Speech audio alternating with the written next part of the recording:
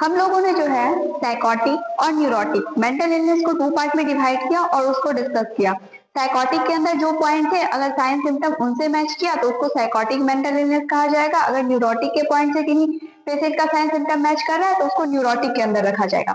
लेकिन यहीं पे जो है हमारा काम खत्म नहीं हो जाता। यहाँ तो सिर्फ हमने ये देख लिया कि जो पेशेंट को बीमारी है वो सीरियस है या माइल्ड टू मॉडरेट है, उसको हेलुसिनेशन इल्यूजन है या फिर उसको हेलुसिनेशन इल्यूजन नहीं है। लेकिन अब इसके बाद भी हमको देखना है कि अगर साइकोटिक में हम किसी पेशेंट के साइन सिम्टम को रख रहे हैं और उससे उसका साइन सिम्टम मैच हो रहा है, तो क्या साइकोटिक के अंदर भी जो बीमारियां आ रही है उनमें से भी कौन सी बीमारी उस पेशेंट को है। तो ये बताने के लिए हमें उसके अंदर आने वाली बीमारी के बारे में एटलीस्ट पता तो होना चाहिए, एटलीस्ट जानकारी तो होना चाहिए कि उसके अंदर कौन सी बीमारी आ रही है, उसका साइन सिम्टम क्या होता है। तभी तो हम ये जान पाएंगे कि हाँ, ये साइन सिम्टम जो है इस बीमारी से मैच कर रहा है। ठीक है, तो अब हम पढ़ते हैं मेन मेंटल इलनेस। इसमें क्या कहा गया है कि कुछ मेंटल इलनेस के बारे में जो है हम स्टडी करेंगे, चाहे वो सिजोफ्रेनिया हो, मेनिया हो, डिप्रेशन हो, ओसीडी हो, हिस्टीरिया हो, फोबिया हो, ये जितने भी मेंटल इलनेस है, चाहे साइकोटिक के हो चाहे न्यूरोटिक हो, उसको हम स्टडी करने की कोशिश करते हैं और इसमें क्या करते हैं उसके बारे में हम जानकारी प्राप्त करने की कोशिश करते हैं। ठीक है, तो सबसे पहला क्या है, सीजोफ्रेनिया। अब हम सीजोफ्रेनिया के बारे में जानते हैं। सीजोफ्रेनिया क्या होता है? सीजोफ्रेनिया जो है वो साइकेट्रिक की सबसे बड़ी बीमारी होती है। सीजोफ्रेनिया क्या है? साइकेट्रिक का सबसे बड़ा बीमारी है। सबसे पहले हमको इसके बारे में क्या जानना है, व्हाट इज सीजोफ्रेनिया, सीजोफ्रेनिया है क्या। हमारा जो देश है इंडिया, इंडिया का टोटल पॉपुलेशन का लगभग 1% जो पॉपुलेशन है, लगभग 1% पॉपुलेशन जो है वो सीजोफ्रेनिया से सफर कर रहा है। ठीक है, सीजोफ्रेनिया जो होता है वो हमारी लाइफ के बहुत इंपॉर्टेंट एज, जैसे कि 15 साल से 45 साल के बीच में इसके साइन सिम्टम देखने को मिलते हैं। इसके अलावा चाहे मेल हो चाहे फीमेल हो, चाहे कोई अमीर हो चाहे गरीब हो, किसी में भी अगर सिजोफ्रेनिया हुआ, किसी भी पेशेंट को अगर ये मेंटल इलनेस हुआ, जो कि किस तरीके का मेंटल इलनेस है, सिजोफ्रेनिया किसमें रखा गया था, साइकोटिक मेंटल इलनेस में। ठीक है, वो उसका ही एग्जाम्पल है, ये साइकोटिक के अंदर आता है। ऐसा नहीं है कि अगर कोई इंसान अमीर है उसको सिजोफ्रेनिया हो गया तो उसको 2 सिम्टम ज्यादा देखने को मिलेगा, अगर कोई गरीब है तो उसको 5 सिम्टम कम देखने को मिलेगा। ऐसा बिल्कुल नहीं है। सिजोफ्रेनिया अगर किसी को भी हुआ है, मेल फीमेल अमीर गरीब या किसी भी तरीके का लोग हो, उसको साइन सिम्टम क्या होगा, वही सारा उनमें प्रेजेंट होगा, वो सारा आपको देखने को मिलेगा। इसके अलावा क्या है कि सिजोफ्रेनिया जो है उसको एक साइंटिफिक वर्ड में, साइंटिफिक टर्म यूज किया गया है, उसको सिजोफ्रेनिया कहा गया है। लेकिन नॉर्मल भाषा में, आम बोलचाल की भाषा में हम लोग उसके लिए यूज करते हैं पागलपन। पागलपन जो है उसी को क्या कहा गया है, सिजोफ्रेनिया कहा गया है। ठीक है, साइंटिफिक अर्थी में। अब क्या होता है, इसमें देखने को क्या मिलता है, सिजोफ्रेनिया वाले पेशेंट में डिल्यूजन देखने को मिलता है। डिल्यूजन का मतलब क्या हुआ, 2 वर्ड में इसका आंसर था। डिल्यूजन का मतलब होता है फॉल्स बिलीफ। इसमें जो इंसान होता है वो गलत चीजों पर यकीन करने लगता है, गलत चीजों पे विश्वास करने लगता है। जैसे कि उससे कोई मारना चाहता है, उसको मारने के लिए साजिश कोई कर रहा है, उसके खाने में किसी ने जहर मिला के दे दिया है, तो ये सारा चीजें क्या है, ऐसा उस इंसान के साथ कुछ हो नहीं रहा, कोई इंसान उसको नहीं मारना चाह रहा, लेकिन उसको ऐसा क्या होता है, लगता है। इसी को हम क्या बोलते हैं, डिल्यूजन, फॉल्स बिलीफ। तो सिजोफ्रेनिया वाले पेशेंट में फॉल्स बिलीफ देखने को मिलेगा, लैक ऑफ इंसाइट देखने को मिलेगा। व्यक्ति बीमार है, उसमें एबनॉर्मलिटी प्रेजेंट है, वो सारे लोगों को एबनॉर्मलिटी दिख रही है, लेकिन उस इंसान को क्या होगा, खुद पता ही नहीं होगा कि वो इंसान के बिहेवियर में कुछ एबनॉर्मलिटी भी आई है या नहीं। उसको लगेगा जैसा मेरा बिहेवियर था वैसा ही हो रहा है, क्या एबनॉर्मल है। अगर कोई उसको बोलता भी है तो इंसान क्या करता है, उसको यकीन नहीं होता है कि हाँ सच में कुछ चेंज आया है। अब ये जान लिए। अब हम जानते हैं आइडेंटिफिकेशन। हम कैसे पता करेंगे किसी इंसान को सिजोफ्रेनिया है या नहीं है, तो हम उसके कुछ साइन सिम्टम्स इसमें बताए गए हैं, उसके बेसिस पे हम ये पता करते हैं कि ये पेशेंट को सिजोफ्रेनिया है या नहीं है। ठीक है, तो सिजोफ्रेनिया की सबसे पहली और खास बात ये होती है कि सिजोफ्रेनिया जो होता है वो कभी भी अचानक उत्पन्न नहीं होता है, कभी भी आपको सडन देखने को नहीं मिलेगा। कभी कभी फीवर होता है ना, अचानक से कोई इंसान है अभी नॉर्मल है, लेकिन कुछ मिनट बाद या फिर कुछ घंटे बाद उसका टेम्परेचर तुरंत इंक्रीज हो गया, हो सकता है उसके अंदर कुछ एक्टिविटी चल रही हो, बैक्टीरिया वायरस का इन्फेक्शन हो जिसकी वजह से उसका फीवर राइज हुआ। लेकिन हमको जो इफेक्ट देखने को मिला है, जो साइन सिम्टम को देखने को मिला है, वो सडन भी दिख सकता है। लेकिन सिजोफ्रेनिया होता है वो कभी भी सडन नहीं देखने को मिलता है, इसका जो साइन सिम्टम है वो अचानक देखने को नहीं मिलता। ऐसा नहीं कि कोई इंसान रात में सोया बिल्कुल अच्छा था, खा रहा पी रहा, खाना पीना खाकर वो अच्छे से सोया और बिल्कुल वो ठीक था, सुबह उठा उसको सिजोफ्रेनिया का साइन सिम्टम दिखने लगा, अरे अब इसको क्या हो गया, सिजोफ्रेनिया हो गया। तो ऐसा बिल्कुल नहीं होता। इसका सिम्टम याद रखिएगा, कभी भी सडन नहीं होता, एकदम ग्रेजुअली बहुत धीरे धीरे करके इसका साइन सिम्टम किसी भी पेशेंट में देखने को मिलता है और धीरे धीरे ये शो होता है, बहुत लंबा टाइम लेता है ये डेवलप होने में इसका साइन सिम्टम। ठीक, पहला ये जो आइडेंटिफिकेशन है हम कैसे पहचानेंगे, तो पहला आपने क्या जाना कि ये कभी भी सडन इसका साइन सिम्टम नहीं देखने को मिलेगा, ये काफी लंबा टाइम ड्यूरेशन लेता है सिजोफ्रेनिया का साइन सिम्टम शो होने में, डेवलप होने में, दिखाई देने में। ठीक, अगर किसी इंसान को ये है तो वो इंसान को क्या होता है कि उसका इंटरेस्ट धीरे धीरे कम होने लगता है, उसका काम जो है उससे उसका इंटरेस्ट धीरे धीरे कम हो जाता है, वो काम पे नहीं जाना पसंद करेगा, वो काम करना बंद कर देगा। अगर आप उससे कुछ पूछेंगे तो फिर वो क्या करेगा, या तो वो आंसर नहीं देगा या तो बहुत ज्यादा इरिटेट हो जाएगा कि नहीं हमसे मत पूछो, या इरिटेट होकर वो भाग जाएगा, या फिर बस आपके क्वेश्चन पे वो बस आपको देखते रह जाएगा, वो कुछ भी आंसर नहीं देगा, आपको ऐसा लगेगा जैसे उसने सुना ही नहीं।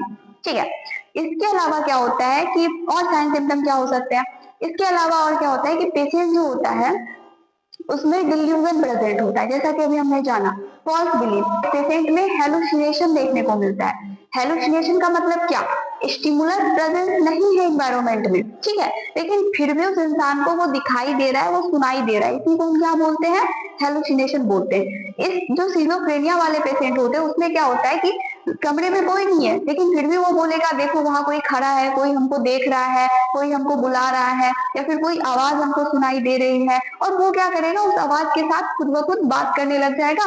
वो ऐसा अगर आप पूछोगे तो वो बताएगा कोई हमसे बात कर रहा था इसलिए हम ऐसा बात कर रहे थे। रियल में जो होता है वो आवाज कहीं बाहर प्रेजेंट नहीं होती, उसके खुद के इनर वॉइस होता है, उसके मन का आवाज होता है, और वो उसी से क्या करने लग जाता है, टॉक करने लग जाता है। वो बोलेगा वहां कोई भूत खड़ा है, वो हमको बुला रहा है, वो हमको मारना चाह रहा है, इस तरीके से वो करेगा, जबकि उसके कमरे में कोई प्रेजेंट नहीं है, कुछ प्रेजेंट नहीं है। इस सिचुएशन को हम क्या बोलेंगे, हेलुसिनेशन। पेशेंट में क्या होगा, हेलुसिनेशन देखने को मिलेगा। और क्या होगा, पेशेंट जो है अपने आप को साफ सुथरा करने से मना कर देगा। पेशेंट को गंदा रहना पसंद है, मतलब नहाना या फिर साफ सुथरा करने के लिए अगर आप पेशेंट सफाई कर लेते, वो पेशेंट क्या कर देगा, वो इंसान मना कर देगा, अपने आप को साफ सुथरा रखने से वो मना करता है। ठीक है, इसके अलावा उसके लाइफ में उस सिचुएशन में चाहे कोई अच्छा इवेंट हो जाए या कोई बुरा इवेंट हो जाए, वो दोनों के प्रति बहुत ही न्यूट्रलिटी दिखाता है, मतलब उसको ना अच्छा में बहुत अच्छा लग रहा होता है, ना बहुत बुरा में बहुत बुरा लग रहा होता है। सिंपल वर्ड में क्या है, तो उसमें इमोशनल एपैथी देखने को मिलता है, मतलब इमोशनली रूप से पूरा सपाट, ना तो उसका इमोशन बहुत ज्यादा अप हुआ ना डाउन हुआ, बिल्कुल एक इक्वल में बस चल रहा है। ठीक है, तो ये सारा साइन सिम्टम देखने को आपको मिलेगा सिजोफ्रेनिया के पेशेंट में, उससे आप आइडेंटिफाई कर सकते हो कि ये जो है सिजोफ्रेनिया के साइन सिम्टम है। अब तीसरा आता है काउज।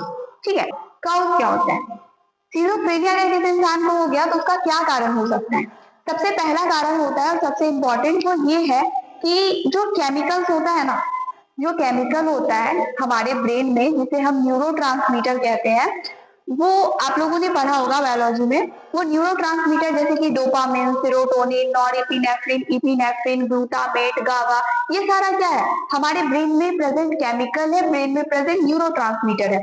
तो सबसे पहला कारण जो सिजोफ्रेनिया का होता है वो क्या होता है, हमारे ब्रेन में प्रेजेंट जो न्यूरोट्रांसमीटर है जिसका नाम है डोपामाइन,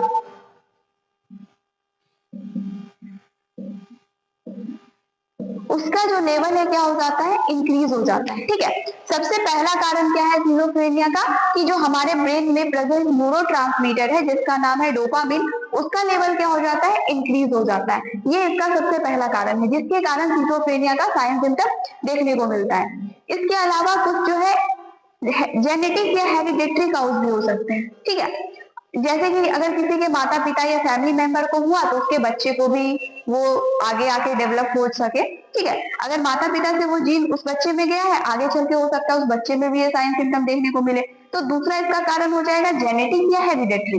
इसके अलावा कुछ साइकोलॉजिकल कारण भी होते हैं सिजोफ्रेनिया के।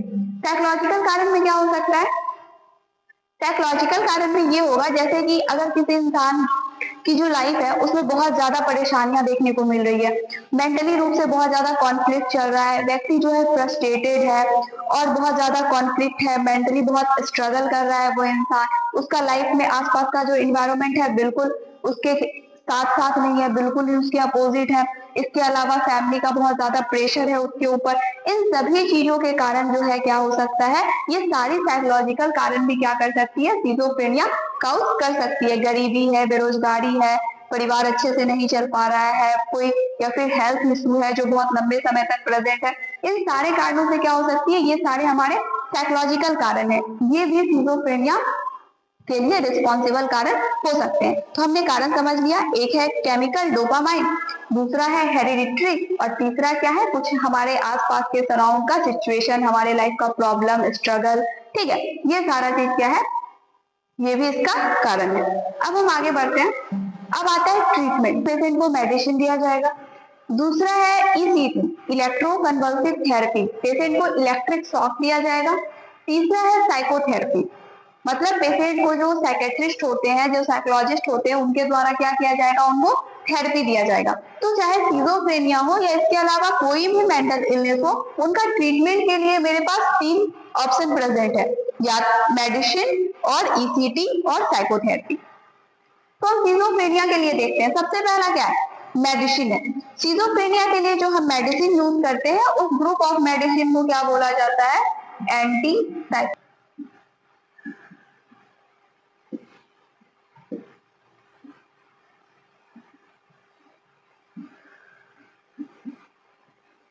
जिसका एग्जाम्पल है हेलोपेरिडोल, रेस्पेरिडोल, ओलेंजापिन, एरिपिप्राजोल, ये सारा क्या है, इसका एग्जाम्पल है। या तो हम एंटीसाइकोटिक जो है, एंटीसाइकोटिक ड्रग से हम सिजोफ्रेनिया का ट्रीटमेंट करें। दूसरा आता है ईसीटी, इलेक्ट्रोकन्वल्सिव थेरेपी। इसमें क्या करते हैं, पेशेंट के जो टेम्पोरल लोब होते हैं उसमें जो होते हैं, इलेक्ट्रोड को लगा के कुछ अमाउंट में इलेक्ट्रिक करंट जो होता है वो फ्लो करवाया जाता है। ठीक है, उसी प्रोसेस को हम क्या बोलते हैं, ईसीटी बोलते हैं। अगर पेशेंट जो है बहुत ज्यादा सीरियस है, ठीक है, पेशेंट जो है बहुत ज्यादा सीरियस है, बहुत ज्यादा उसमें साइन सिम्टम प्रेजेंट है, इसके अलावा पेशेंट बहुत बार सुसाइड भी अटेम्प्ट करने की कोशिश कर चुका है, तो ये बहुत ज्यादा सीरियस कंडीशन माना जाता है। तो जब सीरियस कंडीशन की बात आती है, तब हम मेंटली इस पेशेंट में किसका यूज करते हैं, ईसीटी का। ठीक है, तो ईसीटी का यूज किया जाता है। और तीसरा है साइकोथेरेपी। साइकोथेरेपी कहने का मतलब है, इसमें जो थेरेपिस्ट होते हैं, जो साइकेट्रिस्ट होते हैं, वो क्या करते हैं कि पेशेंट को जो होता है थेरेपी के द्वारा, सेशन के द्वारा, उनका जो भी डिल्यूजन है, जो भी फॉल्स बिलीव है, उनको वो क्या करते हैं, करेक्ट करने की कोशिश करते हैं। उनका जो भी बिहेवियर में जो चेंज आया है उसको वो ठीक करने की कोशिश करते हैं। उनमें जो भी हेलुसिनेशन प्रेजेंट है कि हाँ यहाँ वो चीजें हैं, वो है, उनको वो क्या करते हैं, बातों के द्वारा, समझाने के द्वारा क्या करते हैं, उसको वो करेक्ट करने की कोशिश करते हैं। ठीक है, तो ये किसमें होता है, साइकोथेरेपी में, ताकि जो पेशेंट है वो अपनी लाइफ में जो है फिर से रिकवर होके उनका रिहेबिलिटेशन जो है, पुनर्वास जो है, जैसा वो पहले जी रहा था अपनी जिंदगी, उसी तरीके से फिर से वो जीने लगे। इसमें वो क्या करता है, थेरेपी उसको मदद करता है। उसके बाद आता है रोल ऑफ फैमिली। देखो, एक मेंटली इलो या फिजिकली इलो पेशेंट, फैमिली का जो होता है बहुत इंपॉर्टेंट रोल होता है उसमें। उसी तरीके से अगर किसी को सिजोफ्रेनिया है या कोई भी दिक्कत है, उसको कोई भी मेंटल इलनेस है, तो उसमें फैमिली का रोल जो होता है बहुत इंपॉर्टेंट होगा। इसमें फैमिली को बताया जाता है कि जो पेशेंट है वो मानसिक रूप से बीमार है, इसका मतलब ये नहीं कि आप उसको बस छोड़ दिए, खाना भी नहीं पूछने गए, आप उसका हालचाल भी नहीं पूछे, एक कमरे में पड़ा है तो बस पड़ा है, इस तरीके से उनके साथ बिहेवियर नहीं करना है। ठीक है, उनसे जो है आपको उनका हालचाल पूछते रहना है, उनको किसी चीज की जरूरत तो नहीं है इस बारे में उन्हें पूछना है। इसके अलावा क्या है कि आप कभी कभी उनके पास जाएं, ऐसे ही कुछ बातचीत करने के लिए उनसे बातचीत करें, अगर वो कुछ बोल रहे हैं तो उनको सुने।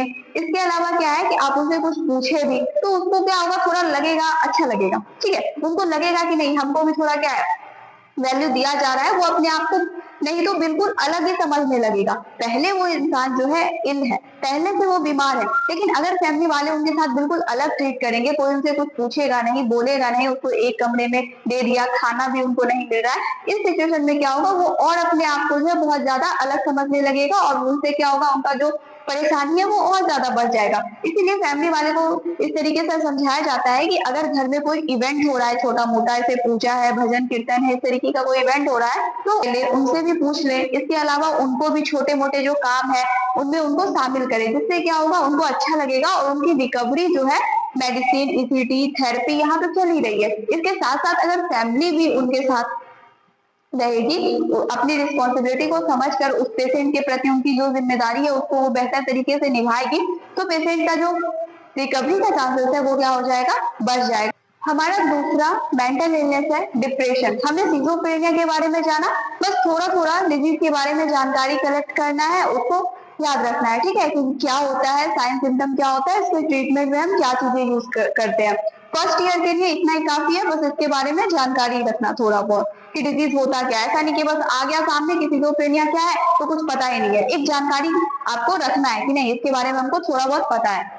दूसरा जिसके बारे में हम पढ़ रहे हैं मेंटल इलनेस के बारे में, वो है डिप्रेशन, ठीक है। डिप्रेशन क्या है, साइकोटिक या न्यूरोटिक। डिप्रेशन जो है वो साइकोटिक मेंटल इलनेस का है, सिजोफ्रेनिया भी उसी का था, और डिप्रेशन क्या है, डिप्रेशन भी साइकोटिक मेंटल इलनेस का है। अब डिप्रेशन क्या होता है, ठीक है, हम लोग ऐसा लगता है कि कोई इंसान अगर एक बार रो रहा है, ठीक है, एक बार आपने किसी इंसान को रोते हुए देख लिया, अगर उसको किसी ने डांट दिया या 5 मिनट हो गया, वो थोड़ा सैड होकर साइड में बैठा हुआ है, हम लोग जस्ट कमेंट कर देते हैं अरे तुमको तो डिप्रेशन हो गया है, तुम तो डिप्रेस हो गया। ऐसा नहीं होता, ठीक है। अगर कोई इंसान 5 मिनट जो है वो साइड में उदास बैठा हुआ है, 1 घंटा बैठा हुआ है, या फिर वो किसी बात पे रो लिया, तो इसका मतलब ये नहीं है वो इंसान डिप्रेशन में, ठीक है। डिप्रेशन का मतलब क्या होता है कि अगर कोई उदासी जो है बहुत लंबे समय तक लगातार बनी रहे, अगर कोई सैडनेस जो है वो लगातार कंटिन्यूअस फॉर्म में जो है वो बनी रहे, वो चलती रहे, जिससे उस इंसान का जो अपना डेली का लाइफ रूटीन है, फैमिली फ्रेंड उसका काम, ये सारे चीजों पर उनका क्या पड़े, बुरा इम्पैक्ट पड़े, तो उस सिचुएशन में हम क्या बोलते हैं कि वो क्या है, डिप्रेशन, ठीक है। वो इंसान किस में है, वो इंसान डिप्रेशन में है। ऐसे नहीं कि बस कोई 1 मिनट के लिए उदास हुआ, किसी 5 मिनट के लिए उदास हुआ या 2 घंटे के लिए वो इंसान चुपचाप बैठा है तो हम जस्ट बोल दिए डिप्रेशन है, नहीं। अगर कोई सैडनेस जो है कंटिन्यूअस बनी रहे और उस सैडनेस के कंटिन्यूटी के कारण, ठीक है, उस इंसान का जो लाइफ है उस पे उसका बुरा प्रभाव देखने को मिले, चाहे उसका काम हो, फैमिली हो, खुद का लाइफ का डेली रूटीन हो, इन सब पे क्या हो, उसका बुरा प्रभाव देखने को मिले, तो इस सिचुएशन में, इस कंडीशन में हम कह सकते हैं कि वो इंसान क्या है, डिप्रेशन में है। डिप्रेशन जो होता है वो मेल की तुलना में फीमेल में थोड़ा ज्यादा देखने को मिलता है। डिप्रेशन मेल की तुलना में क्या होता है, फीमेल में जो होता है वो ज्यादा देखने को मिलता है। दूसरा आता है कारण। डिप्रेशन का कारण क्या है, सबसे पहला और सबसे इंपॉर्टेंट कारण क्या होगा, केमिकल। केमिकल मतलब क्या, हमारे ब्रेन में जो न्यूरोट्रांसमीटर प्रेजेंट होते हैं उनके लेवल कम हो जाने के कारण भी क्या होता है, डिप्रेशन देखने को मिलता है, ठीक है। तो कौन कौन से न्यूरोट्रांसमीटर प्रेजेंट होते हैं, जैसे सिजोफ्रेनिया में हमने देखा कि डोपामिन प्रेजेंट था, डोपामिन का लेवल बढ़ रहा था, जिसके कारण क्या हो रहा था, हमको सिजोफ्रेनिया देखने को मिल रहा था। वहीं पे जो अगर डिप्रेशन है तो किन के कारण देखने को मिल रहा है, तो इसमें जो है कुछ न्यूरोट्रांसमीटर रिस्पॉन्सिबल है डिप्रेशन के लिए। पहला है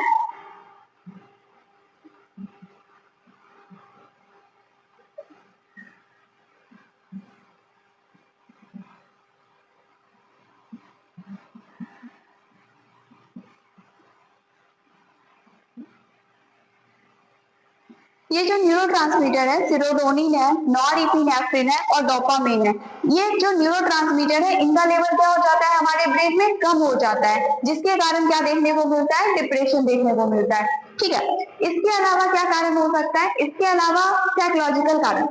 अगर एक बच्चा है वो घर में है, रहता है, उसका अगर कोई छोटा या बड़ा भाई बहन है, उससे बार बार उसको कंपेयर किया जा रहा है, अरे तुम्हारा भाई तो पढ़ने में अच्छा है, तुम बहुत बुरे हो, तुम्हें कुछ नहीं आता है, तुम किसी लायक नहीं हो, तुम कुछ नहीं कर सकते, इस तरीके से उसके घर में जो कंपेरिजन चल रहा है ये भी डिप्रेशन का कारण हो सकता है। इसके अलावा अगर कोई इंसान की शादी हो चुकी है, उनका जो मैरिटल लाइफ है वो बहुत मतलब झगड़ा वाला चल रहा है, तो इस सिचुएशन में भी डिप्रेशन हो सकता है। इसके अलावा कोई इंसान किसी चीज को पाने की बार बार कोशिश कर रहा है, अपना एक गोल है, उसको अचीवमेंट के लिए वो काम कर रहा है, उसको बार बार जो है क्या हो रहा है, फेलियर ही हाथ लग रहा है। इस कारण से क्या हो सकता है, इन सभी जो साइकोलॉजिकल कारण है, मनोवैज्ञानिक कारण है, इसके कारण भी क्या हो सकता है, डिप्रेशन हो सकता है। पहला तो हमने जाना न्यूरोट्रांसमीटर, दूसरा साइकोलॉजिकल, उसका खराब स्थिति है, बहुत स्ट्रगल, स्ट्रेस, एंजाइटी, फियर, इन सब के कारण हो सकता है। इसके अलावा क्या है कि कुछ मेडिसिन भी जो होती है वो डिप्रेशन आउट करती है। अब मेडिसिन में क्या, कि जैसे कि हमारा जो मेडिसिन है, जैसे कि बीपी की दवा होती है, बीपी अगर किसी को हाई है, मतलब हाइपरटेंशन है, उनको हाई ब्लड प्रेशर का शिकायत है, उनको कम करने के लिए अगर उनको मेडिसिन दिया गया है, तो वो मेडिसिन भी क्या होता है, थोड़ा इंसान को सुस्त जैसा, सैडनेस जैसा फील होता है वो मेडिसिन देने के बाद, तो बीपी का जो मेडिसिन है वो भी डिप्रेशन थोड़ा समय के लिए, जब तक मेडिसिन चल रहा है, वो काउज करेगा। इसके अलावा अगर किसी पेशेंट का कैंसर का ट्रीटमेंट चल रहा है तो कीमोथेरेपी में जो मेडिसिन यूज किया जा रहा है वो भी पेशेंट में डिप्रेशन का कारण बन सकती है। तो ये सारे क्या होगा, डिप्रेशन का कारण है, जिस कारण से डिप्रेशन हो सकता है पेशेंट में। अब आता है साइन सिम्टम। पेशेंट में जो है क्या क्या सिम्टम्स हमको देखने को मिलेंगे। देखिए, डिप्रेशन वाला जो पेशेंट होता है, डिप्रेशन वाला जो व्यक्ति होता है, उसमें जो होगा वो व्यक्ति हमेशा आपको उदास लगेगा।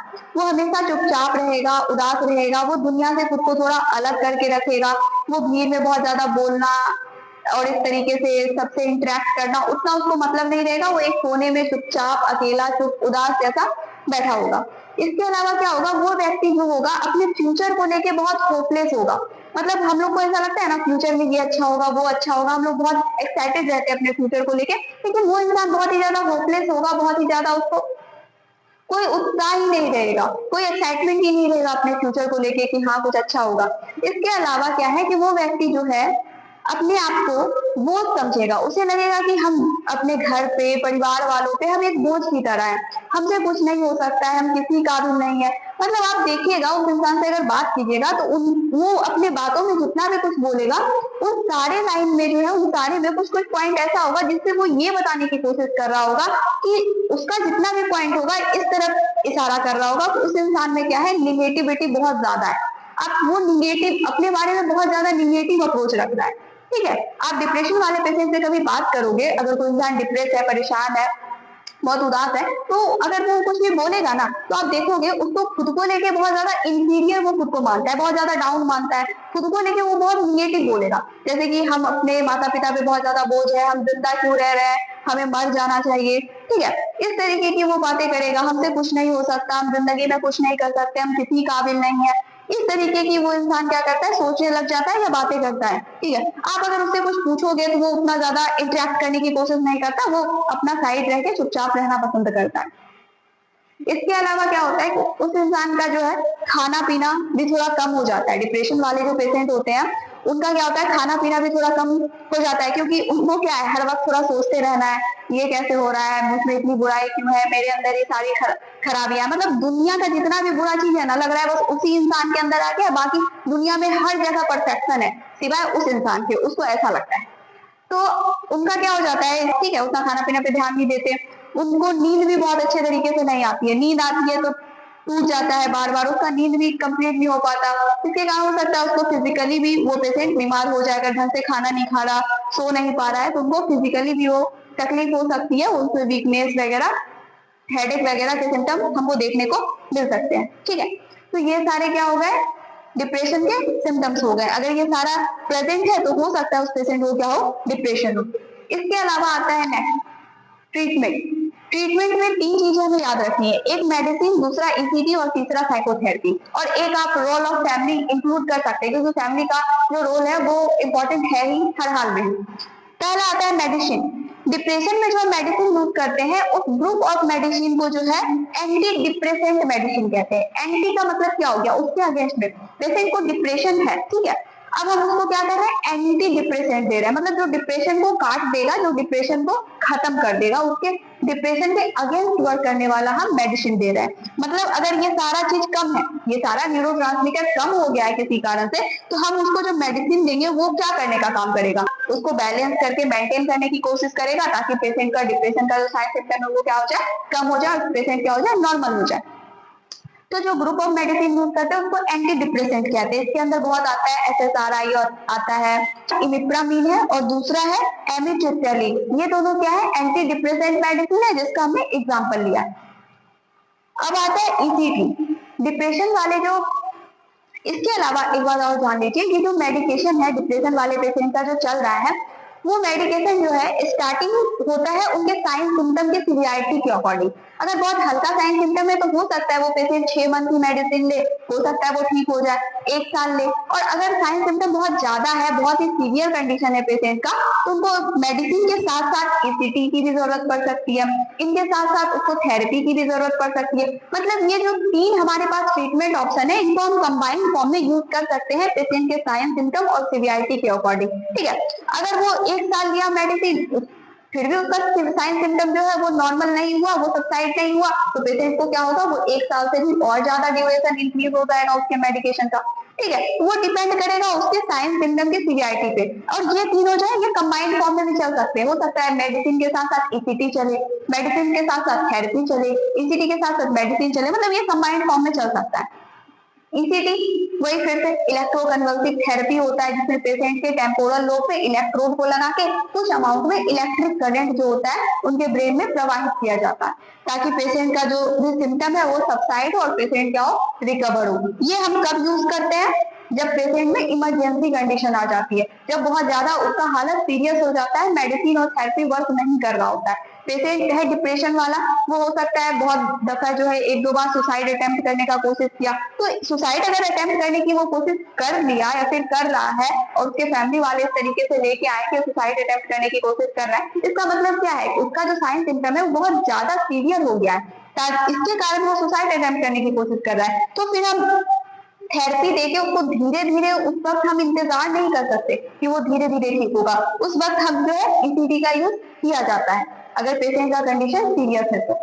इसके अलावा आता है साइकोथेरेपी। साइकोथेरेपी का भी टाइप है, इसी चैप्टर में उसको पढ़ना है। साइकोथेरेपी में जो थेरेपिस्ट होते हैं वो पेशेंट का, अब क्या है डिप्रेशन में क्या है, पेशेंट का जितना भी अप्रोच है खुद को लेकर सब कैसा है, निगेटिव है, उसको सारा दुनिया परफेक्ट दिख रहा है और खुद के बारे में उनका क्या है, एकदम इंफीरियर वाला जो है मेंटालिटी है कि हमने जो है बिल्कुल परफेक्शन नहीं है, हम किसी काबिल ही नहीं है और पूरी दुनिया क्या है, एकदम परफेक्ट है। तो इनका जो ये थॉट है या जो थिंकिंग करने का जो तरीका है जो इसमें डिप्रेशन में देखने को मिल रहा है, ठीक है, इसका फिर एक लूप क्रिएट हो जाता है ना, जब पेशेंट सोचता है देखो हम किसी काम करने के काबिल नहीं है, तो फिर अब सोचता है कि देखो हमने ये एग्जाम दिया, इसमें भी पास नहीं हो पाए, सच में मेरे पापा या मेरे घर के जो बड़े लोग हैं वो सही ही बोलते हैं कि तुम किसी काबिल नहीं हो, एग्जाम का रिजल्ट भी वही बता रहे हैं किसी काबिल नहीं है, क्लास में टीचर भी यही बोलते हैं कि तुम बिल्कुल निकम्मे हो, तुम्हारा कुछ नहीं हो सकता लाइफ में। तो क्या होता है जब इंसान सोचना शुरू करता है ना, तो उसका एक चेन बनते चला जाता है, एक लूप बनते चला जाता है, इंसान उसी लूप में और उलझता चला जाता है और उलझता चला जाता है और अपने बारे में और ज्यादा निगेटिव अप्रोच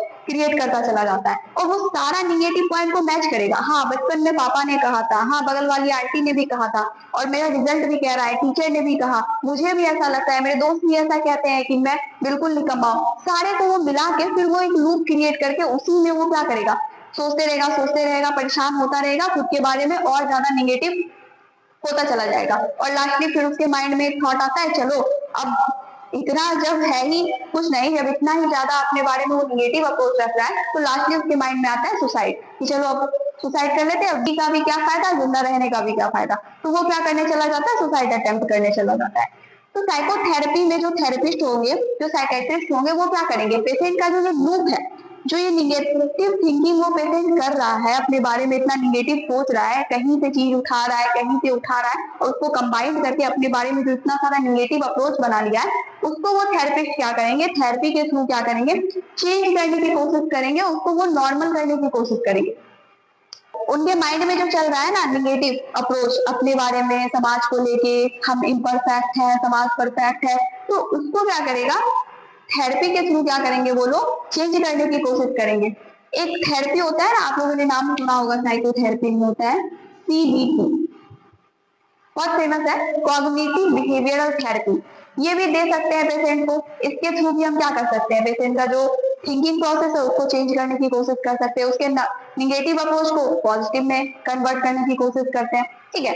तो ये है, इसके अलावा रोल ऑफ फैमिली भी इसमें ऐड कर सकते हैं, पेशेंट को बहुत ज्यादा बुरा भला नहीं कहने के लिए हम बोलेंगे, पेशेंट अगर से अच्छे से बात करने के लिए कहेंगे, पेशेंट को समझाने की कोशिश करें, उनका जो मेडिसिन है उनको टाइम पे दे, इसके अलावा पेशेंट से कुछ खेलना कूदना थोड़ा बहुत उसके लिए भी पेशेंट को प्रोत्साहित करें, ये सारा चीज हम फैमिली को करने की सलाह देंगे, जिससे पेशेंट का क्या होगा, ये सारा ट्रीटमेंट हो चल रहा है, इसके साथ साथ अगर फैमिली का भी सपोर्ट रहेगा तो पेशेंट का रिकवरी रेट क्या होगा, बहुत अच्छा होगा, हो सकता है पेशेंट क्या हो जाए, ठीक हो जाए पूरी तरीके से, ठीक है। तो ये डिप्रेशन समझ में आ गया। हमारा जो डिजीज है, मेंटल इलनेस है, तीसरा है, हमने सीजोफ्रेनिया पढ़ लिया, हमने डिप्रेशन पढ़ लिया, तीसरा आता है मेनी डिप्रेसिव साइकोसिस, ठीक है। इसमें दो, एक कंबाइंड फॉर्म में दिया गया है, इसमें दो मेंटल इलनेस है, एक है मेनिया, ठीक है, इसको मेनिक कहा गया, मेनिया जो हमने जाना था। दूसरा है डिप्रेशन। डिप्रेशन अभी हमने जाना, उदास रहना, कोई सैडनेस कंटिन्यूअस लंबे समय तक बना रहे और लाइफ फेज का हमारा क्या हो, बुरा इंपैक्ट पड़े, तो उसको हम क्या बोलते हैं, डिप्रेशन। अभी हमने जस्ट पढ़ा। इस डिजीज में क्या है, मेनिक है, डिप्रेसिव है, साइकोसिस है। ठीक, मेनिया और डिप्रेशन किसका पार्ट है, साइकोटिक मेंटल इलनेस का, ये उसी के अंदर आता है ना। तो अब हम इसके बारे में पढ़ते हैं कि ये मेनिक डिप्रेसिव साइकोसिस क्या होता है। इसको साथ साथ रखा गया, इसमें कुछ बुराई भी नहीं है। अगर इसको हम पढ़ रहे हैं तो इसमें हम मेनिया भी पढ़ लेंगे क्या होता है, ठीक, मेनिया का भी ट्रीटमेंट जान लेंगे क्या होता है, मेनिया का भी साइन सिम्टम क्या होता है ये जान लेंगे। फिर से डिप्रेशन को तो अभी हमने जस्ट पढ़ा है, लेकिन डिप्रेशन को ही साथ साथ हम इसमें जान लेंगे। और ये भी हम जान लेंगे कि ऐसा भी हो सकता है क्या कि अगर कोई इंसान डिप्रेशन में है तो सिर्फ डिप्रेशन में ही हो, या कोई इंसान अगर मेनिया में है तो सिर्फ मेनिया में ही हो, या फिर दोनों कंबाइंड फॉर्म में भी साथ साथ चल सकते हैं। इन तीन चीजों के बारे में हमें जानकारी पड़ी इसको पढ़ने से, ठीक है। तो चलिए इसको पढ़ते हैं। अब आता है मेनिक। मेनिया क्या होता है, सिंपल शब्द में अगर बोले मेनिया का मतलब क्या होता है, तो हाइपर एक्साइटेड वाला जो स्टेट होता है, हाइपर एक्टिव स्टेट होता है, उसको हम क्या बोलते हैं, मेनिया बोलते हैं, ठीक है। और इसको बोला जाए तो अगर आप बहुत ज्यादा खुश हो, मतलब होता है ये बहुत खुशी वाला स्टेट है, मतलब एकदम आप हाइपर एक्साइटेड हो गए हो, तो उसी खुशी वाले स्टेट को जब इंसान मतलब बहुत ज्यादा ही खुश है, मतलब बहुत एक्सट्रीम वाला, तो उसी स्टेट को जो है हम क्या बोलते हैं, मेनिया कहते हैं। जस्ट उसके अपोजिट डिप्रेशन किसको कहते हैं, सैडनेस, ठीक है। यहाँ एक्सट्रीम हैप्पीनेस और डिप्रेशन में सैडनेस या फिर बहुत ही ज्यादा सैडनेस, इस सिचुएशन को हम क्या बोलेंगे, डिप्रेशन कहेंगे। और ये जो बीमारी हमें बताया गया है उसमें मेनिया और डिप्रेशन साथ साथ चलता है। कहने का मतलब यह है कि ये जो बीमारी है मेनिक डिप्रेसिव साइकोसिस, मेनिया अलग है, डिप्रेशन अलग है, और एक और बीमारी है जिसमें ये दोनों कंबाइंड फॉर्म में चलते हैं, जिसका नाम क्या है, मेनिक डिप्रेसिव साइकोसिस। ठीक, इसमें हमको क्या देखने को मिलेगा, इस बीमारी में हमको मेनिया भी देखने को मिलेगा। मतलब ये है कि व्यक्ति जो है कभी कभी हमको बहुत ही ज्यादा हाइपर एक्साइटेड, एकदम खुश दिखने को मिलेगा, ठीक। इसके अलावा कभी कभी वो बहुत ज्यादा उदास, बिल्कुल चुपचाप एकांत में बैठा हुआ, शांत, परेशान, इस तरीके से भी हमको देखने को मिलेगा। और इसके अलावा इन दोनों के बीच में जो गैप है, इन दोनों के बीच में जो है इंसान अपना नॉर्मल लाइफ फिर जी रहा होगा, समझे। मेनिया, कभी कभी इंसान को क्या होगा, हमको मेनिया देखने को मिलेगा, इंसान बहुत ज्यादा हाइपर एक्साइटेड वाले मूड में देखने को मिलेगा, कभी वो उदास होगा, और कभी फिर वो क्या होगा, नॉर्मल जैसे इंसान नॉर्मल लोग रहते हैं उस तरीके का वो लाइफ जी रहा होगा। तो इसलिए दोनों चीज देखने को मिलते हैं, कभी उसको मेनिया का अटैक आएगा, कभी उसको डिप्रेशन का अटैक आएगा। जब मेनिया का अटैक आएगा तो मेनिया का जो साइन सिम्टम है वो पेशेंट में शो होगा, जब उसको डिप्रेशन का अटैक आएगा तो वो पेशेंट में डिप्रेशन का साइन सिम्टम शो होगा। और इन दोनों अटैक के बीच में जो नॉर्मल समय है, जब उसको कोई अटैक में आ रहा है, तब वो क्या करेगा, जैसे नॉर्मल इंसान रहते हैं वैसा बिहेवियर शो करेगा, उसी तरीके से वो रहेगा। ठीक, अब जानते हैं मेनिया क्या होता है, साइन सिम्टम यही हुआ मेनिया। मेनिया को हमने क्या जाना, हाइपर एक्टिव स्टेट। हम कैसे जानेंगे आखिर मेनिया का साइन सिम्टम क्या होता है, तभी तो हम जानेंगे अरे यार ये मेनिया का पेशेंट। मेनिया जो होता है उसको हमने क्या कहा, हाइपर एक्साइटमेंट वाला जो स्टेट होता है, हाइपर एक्टिव स्टेट होता है, उसको क्या कहा गया, मेनिया कहा गया। ठीक, मेनिया का जो मरीज होता है या ठीक है, वो क्या करता है कि बहुत ज्यादा हाइपर एक्साइटेड, बहुत ज्यादा आपको खुश देखने को मिलेगा, और वो खुशी खुशी में क्या करता है, बहुत सारा प्लानिंग कर लेता है। ठीक, बहुत सारा योजना बना लेगा, बहुत सारा प्लानिंग कर लेगा, ये भी करना है, वो भी करना है, वो भी करना है, वो भी। और आप ये चीज देखिएगा, जब इंसान खुश होता है ना बहुत ज्यादा, तो उसको हर चीज अच्छा ही लग रहा होता है, और जब इंसान दुखी होता है तो उसको हर चीज बुरा ही लग रहा होता है। ठीक है, जब वो बहुत ज्यादा खुश होता है ना, उसको लग रहा है ये भी अच्छा है, वो भी अच्छा है, वो इंसान भी अच्छा है, वो भी अच्छा है, सब कुछ अच्छा है। लेकिन वहीं पे अगर कुछ इवेंट हो गया लाइफ में बुरा, तो उसको लगेगा ये भी खराब है, वो भी खराब है, वो भी खराब है, उसको सब कुछ खराब ही लग रहा होगा। तो अब हम मेनिया के बारे में जान रहे हैं, उसके साइन सिम्टम के बारे में जान रहे हैं, तभी तो हम जानेंगे मेनिया क्या होता है। तो इंसान क्या है, इसमें बहुत ज्यादा हाइपर एक्साइटेड है, बहुत ज्यादा खुश है, ठीक है, हाइपर एक्टिव है। इसमें क्या करता है इंसान, जब मेनिया का अटैक आता है वो हाइपर एक्साइटेड, हाइपर एक्टिव तो हो जाता है, इसके साथ साथ क्या होता है, वो बहुत ज्यादा प्लानिंग कर देता है।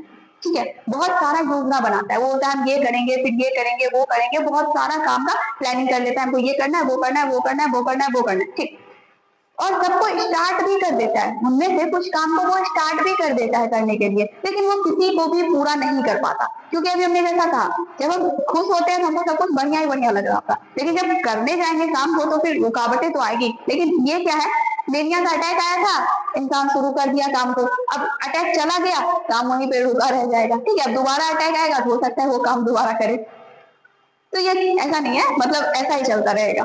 तो पेशेंट में क्या है कि मेनिया का अटैक आया, बहुत सारा प्लानिंग कर लिया और वो कुछ काम को शुरू भी कर लिया, लेकिन वो किसी भी काम को कंप्लीट नहीं करता है, ठीक। इसके अलावा मेनिया की खास बात क्या है, इसमें जो व्यक्ति होता है वो अपने आप को बहुत बड़ा आदमी समझता है, उसको लगता है कि वो कोई बहुत बड़ा आदमी है और उनका जो कनेक्शन है, उनका रिलेशन जो है ना, वो बहुत बड़े बड़े लोगों के साथ है, ठीक। इसके अलावा क्या है कि वो नए नए कपड़े पहनना पसंद करता है, वो डेली नया नया कपड़ा पहनना पसंद करेगा। इसके अलावा बहुत ज्यादा खर्चा करना पसंद करेगा, मतलब पैसा जो है बहुत ज्यादा खर्च करना वो पसंद करेगा। इसके अलावा क्या है, वो बहुत ज्यादा बोलता है, वो बहुत ज्यादा बोलता है और वो बात बात पे, जब वो किसी से बात करेगा, बात बात पे वो क्या करेगा, शायरी, मुहावरे, चुटकुले, इन सब का वो यूज करेगा, ठीक है। वो हमेशा चलते फिरते रहेगा। अब इंसान कोई हाइपर एक्साइटेड है, हाइपर एक्टिव है, तो वो बैठेगा थोड़ी डिप्रेशन वाले पेशेंट की जगह, ठीक है। डिप्रेशन वाले पेशेंट की तरह वो बैठ थोड़ी जाएगा, तो वो क्या करता है, हमेशा चलते फिरते रहेगा, हमेशा, कहने का मतलब है वो एक्टिव दिखेगा, ठीक है। उसको नींद नहीं आता है। अब कोई इंसान हाइपर एक्टिव है, उसको नींद कहाँ से आएगा, तो उसको नींद की दिक्कत होती है मेनिया वाले पेशेंट को। इसके अलावा उसको खाने का भी याद नहीं रहता है, वो एकदम मस्त खुशी में रहता है। ये क्या हो गया मेनिया वाले पेशेंट का साइन सिम्टम। अब आता है डिप्रेशन। डिप्रेशन जैसा कि हमने जाना, पेशेंट जो है वो उदास रहेगा, अपने आप को थोड़ा लोगों से अलग कर देगा, वो एक जगह साइड में बैठा होगा, कुछ पूछिएगा तो उतना ज्यादा वो इंटरेस्ट नहीं दिखाएगा आप में, चुपचाप अपना बैठा हुआ है। वो मन ही मन सोचेगा कि हम जो है अपने फैमिली पे बोझ है, हम कुछ नहीं कर सकते, हम किसी काबिल नहीं है, हम क्यों जिंदा है, हमें मर जाना चाहिए। इस तरीके का जो थॉट है वो पेशेंट के माइंड में चलता रहेगा। तो ये क्या जो हमने बताया अभी मेनिया का था, उसके बाद हमने डिप्रेशन का पहले भी पढ़ा और अभी भी हमने इसे बता दिया। तो ये आपको क्या देखने को मिलेंगे, मेनिया का साइन सिम्टम है और दूसरा क्या है, डिप्रेशन का साइन सिम्टम है।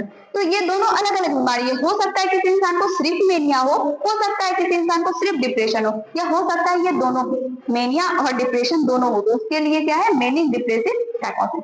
साइन सिम्टम आपने समझ लिया। अब आते हैं हम किस पे, कारण पे। कारण क्या हो सकता है, इसका कारण हो सकता है, ये जो बीमारी है उसका कारण हो सकता है न्यूरोट्रांसमीटर, ठीक है। हमारे जो न्यूरोट्रांसमीटर है, सेरोटोनिन, नॉरएपिनेफ्रिन, डोपामिन, या तो वो कभी बढ़ जाता है, ठीक, या तो कभी क्या हो जाता है, उसका लेवल हमारे ब्रेन में कम हो जाता है, जिस कारण से क्या होता है, ये बीमारी हमको देखने को मिलती है।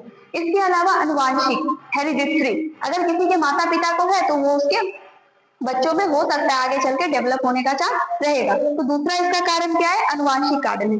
तीसरा क्या है, वो साइकोलॉजिकल कारण, कुछ स्ट्रेसफुल सिचुएशन से गुजरा है, लाइफ में कुछ बहुत दर्दनाक बुरा इवेंट हो गया, बच्चे हैं उनके मम्मी पापा दोनों का डेथ हो गया बचपन में ही, जो है बहुत ज्यादा स्ट्रगल कर रहा है अपनी जिंदगी में, बहुत परेशान है, फ्रस्ट्रेटेड है, तो इन सभी कारणों से भी क्या हो सकता है, ये बीमारी होने का चांस रहता है। अब इसका टाइप है, ये इसका जो है दो टाइप है, ठीक है। इसका दो टाइप है, पहला है, दूसरा मेनिक डिप्रेसिव साइकोसिस डिप्रेसिव, ठीक है। परेशान मत होइएगा, इतना बड़ा क्या है, इतना बड़ा कुछ नहीं है। मेनिक डिप्रेसिव साइकोसिस, ये तो आपका बीमारी का ही नाम है, तो आपको इतना तो याद रखना ही पड़ेगा। लास्ट का वर्ड चेंज हो रहा है, एक जगह लास्ट में क्या लिखा हुआ है, डिप्रेशन है, दूसरा में भी उतना कॉमन है और लास्ट में क्या हो गया, मेनिया आ गया, ठीक। तो ये इसका टाइप है, पहला है मेनिक डिप्रेसिव साइकोसिस डिप्रेसिव। इसमें क्या होता है, पहले वाले में पेशेंट को डिप्रेशन का अटैक आता है, ठीक है। डिप्रेशन का अटैक आया, कुछ टाइम तक ये वाला स्टेट बना रहा, ठीक। उसके बाद फिर कुछ टाइम तक नॉर्मल रहा, फिर से उसको डिप्रेशन का अटैक आया, फिर वो कुछ टाइम तक नॉर्मल रहा, फिर से उसको डिप्रेशन का अटैक आया। मतलब क्या होता है, दो डिप्रेशन का जो अटैक है इंसान को आता है, उसके बीच में क्या होता है, वो नॉर्मल रहता है। डिप्रेशन आया, ठीक है, फर्स्ट टाइम डिप्रेशन, फिर बीच में वो क्या रहेगा, नॉर्मल, ठीक है। फिर क्या हो गया उसको, डिप्रेशन। डिप्रेशन आपको देखने को मिलेगा, पेशेंट को डिप्रेशन का अटैक आया, फिर पेशेंट आपको नॉर्मल देखने को मिलेगा, फिर डिप्रेशन, फिर नॉर्मल, फिर डिप्रेशन। दो डिप्रेशन के अटैक के बीच में पेशेंट आपको नॉर्मल देखने को मिलेगा। ये है मैनिक डिप्रेसिव साइकोसिस डिप्रेसिव, इसके अंदर यही होता है, ठीक। अब दूसरा इसका टाइप है मैनिक डिप्रेसिव साइकोसिस मेनिक। इसमें क्या होता है, इसमें मिक्स होता है, इसमें पेशेंट को डिप्रेशन होता है, फिर वो नॉर्मल होता है, फिर वो मेनिया का अटैक आता है, फिर वो नॉर्मल, फिर उसको डिप्रेशन का अटैक आएगा, ठीक है। तो ये दोनों टाइप आप समझ गए, ठीक। अब आता है इसका ट्रीटमेंट। ट्रीटमेंट में तीन चीज, थेरेपी, मेडिसिन और ईसीटी, ठीक है। अब आता है मेडिसिन। मेडिसिन अगर मेनिया के लिए देते हैं तो उसको बोलते हैं एंटी मैनिक मेडिसिन, ठीक। डिप्रेशन के लिए देते हैं तो उसको क्या बोलते हैं, एंटी डिप्रेसेंट मेडिसिन, ठीक। अब क्या है कि पहले जब मेडिसिन उतना ज्यादा नहीं खोजा गया था तो डिप्रेशन के केस में तो एंटी डिप्रेसेंट मेडिसिन दे देते थे, लेकिन मेनिया के इलाज के लिए जो है ना एंटी साइकोटिक मेडिसिन देते थे, मेनिया वाले पेशेंट को देते थे। लेकिन जब जो है anti manic medicine, lithium, lithium क्या है, एंटी मैनिक मेडिसिन, ठीक है, इसका यूज किसमें किया जाता है, मेनिया के इलाज में, मेनिया के ट्रीटमेंट में इसका यूज किया जाता है। लिथियम का मोस्ट पॉपुलर ड्रग है जो कि मेनिया के इलाज में इसका यूज किया जाता है। और जब से लिथियम का खोज हुआ है, जब से इसका आविष्कार हुआ है, तब से मेनिया के इलाज में हम एंटी साइकोटिक का नहीं बल्कि लिथियम का यूज करते हैं, ठीक है। ये कौन सा ड्रग है, group of drug anti manic है, ठीक। इसके अलावा लिथियम को एक और वर्ड कहा जाता है, इसको बोला जाता है मूड स्टेबलाइजर, ठीक है। लिथियम को क्या कहा जाता है, मूड स्टेबलाइजर कहा जाता है, व एंटी मैनिक ड्रग कहा जाता है, ठीक। इसका यूज हम मेनिया के लिए करते हैं। इसके अलावा भी और मेडिसिन है, वेलप्रोइक एसिड है, कार्बामाजिपिन है, इनका भी यूज किया जाता है मेनिया के ट्रीटमेंट के लिए किया जाता है, इन सबको कंबाइंड फॉर्म में करके।